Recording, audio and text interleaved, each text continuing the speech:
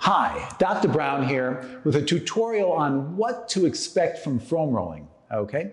So foam rolling is probably not quite as easy as it looks, okay? And everyone's gonna have their challenges foam rolling. One of the first challenges you're gonna have, and in a way it's sort of like a good thing because it gives you an indication of how much you actually need foam rolling, is the tenderness and the soreness that occurs from foam rolling, okay? Now, what you'll notice when you continue foam rolling, okay, for your benefit, is that soreness sort of melts away over time. It'll melt away to the point where you'll wonder where it went.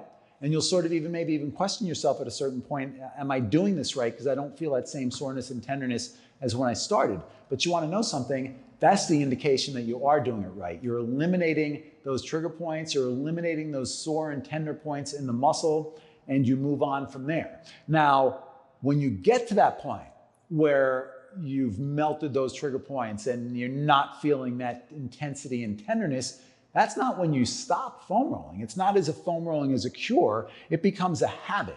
It's sort of like brushing your teeth or taking a shower. Once you've taken a shower, it doesn't mean that you don't shower again. You want to continue it and you want to create a habit. As a matter of fact, we know that it takes at least 66 sessions of foam rolling consistently, not necessarily every day, but 66 sessions over time to really make it a habit. So shoot for at least 66 sessions and go beyond that, okay? Because by the time you get to the 66 sessions, it will be a habit. It'll be a habit and you won't have a problem continuing with it.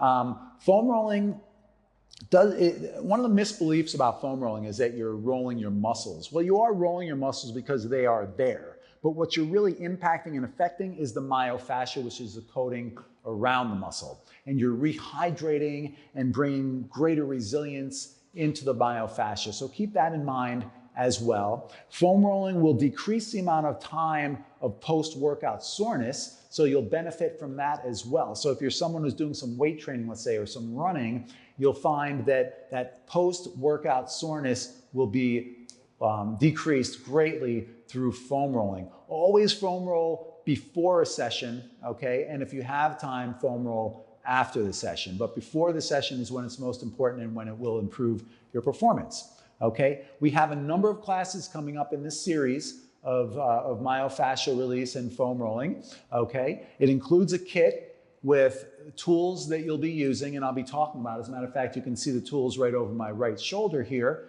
And I talk about those tools in the videos, and we also offer some foam rolling classes to go along with this set. So you have a lot to look forward to. Foam rolling is fantastic.